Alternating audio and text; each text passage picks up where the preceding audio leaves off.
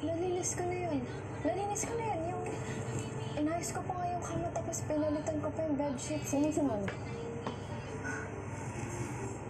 Mukhang makaste ka ba? Bawiin mo yung sinabi mo. Ano? Huwag ka babawiin. Di mo ko marinig eh. I told you, clean my room. I will tell my parents about this and you will get fired. What will you do, Caprice? Pasok, princess. Kapatid ka yan.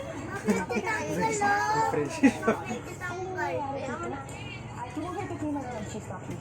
Pero sinampal mo rin naman ako. Nakabawi ka lang. Alam mo, kawawa ka. Binibilang may mga pagkakataong anak ka at sasampal mo. Ashley, pasok. Magtatanggol mo si Caprice. Please? Ashley, let's start now. Please. Sige, kapit. Tayo na. Nakapis job, diba? Okay ba ganun? Good job! Anong ginagawa mo? No! Ano naman ginagawa mo? Excuse me. Sorry. Who told you to speak like that in front of us? Kinamatatan niyo yung kapatid ko eh. Inosente kasi yung itsura ni Capri.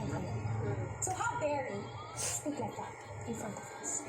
Opo, katulong lang po kami, pero mali naman po yung ginagawa ninyo. Alam mo na ba, Fidel? Casting na to. Ano ko yung trabaho bukas? Huwag mong sasabihin sa kapatid. Huwag mo akong binibiro. Ganyan naman kayong mga mayayaman eh. Nasa inyo na nga yung lahat, pero wala naman kayong magandang ugali, mga wala kayong mga puso. Ganyan ba kayo pinalaki? O baka naman hindi kayo natutukan ng mga magulang nyo, kaya ganyan kayo. Mas nakakaawa kayo kaysa sa amin. Kasi yung parents namin, pinalaki kami na maayos. Eh kayo, ang magulang nyo, saan? Wala. Ano nangyayari dito sa mga anak? Mom, she slapped me, Mom! Yung ganun na nangyari, ma'am. Hindi na po kayo present sa buhay namin ni Princess. You know how much, Mom, you know how much that hurts. Sinabi niyo yun, ha? Sinabi niyo yun? Ha? Sinabi niyo yun? Ano? Lalaban ka na? Kaya mo ko? Ha? Kaya mo ko? Kaya ko kayo. Mom, she slapped me right here, Mom. Dahil kailangan mo yun. Deserve mo yun. Deserve mo yun. Teka lang po. Ano? Makakala niyo, ha?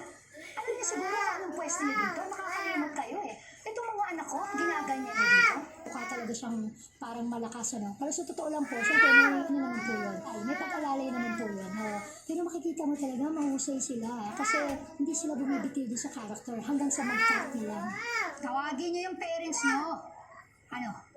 Siya na kaya. Ako tawagin dito, hindi kita pamagin. Nakikita naman kayo dito. Alam niyo ba kung anong ginawa itong dalawang to? Yung anak ko po, sinampal yung kapatid ko. Wabi mo. Hindi ang gagawin ng anak namin. Pasensya na po talaga. Pasensya na po talaga. Wow, ikaw hindi mo sa life. Pasensya na po talaga. Ikaw, tulong mo. Mali sila. Narinig niyo yung sinabi ng tatay niyo, di ba? Gagawin niyo ba yan o mapapalayas kayo dito sa bahay natin? Bakit po ano ko? Ang dakawa ko. Please, lumahat ka na. Mabuti naman. Simula ngayon, dapat alam niyo na kung anong pwesto niyo sa bahay na to. Handaan niyo na yung hapunan namin. Gutom na kami. Halika na mga anak.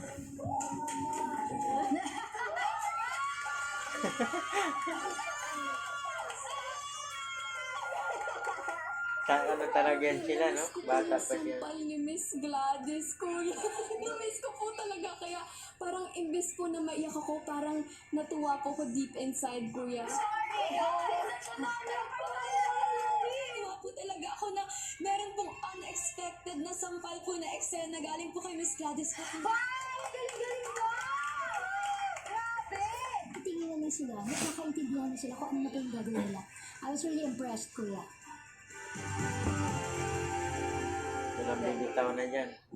Galawan na this Sunday. Galaw-galaw din. Magalawin ang tiyan sa kawana. Sumasakit ang tiyan mo. Kaka-cellphone mo na yan. Ilabas ang iyong hook sa sayawan.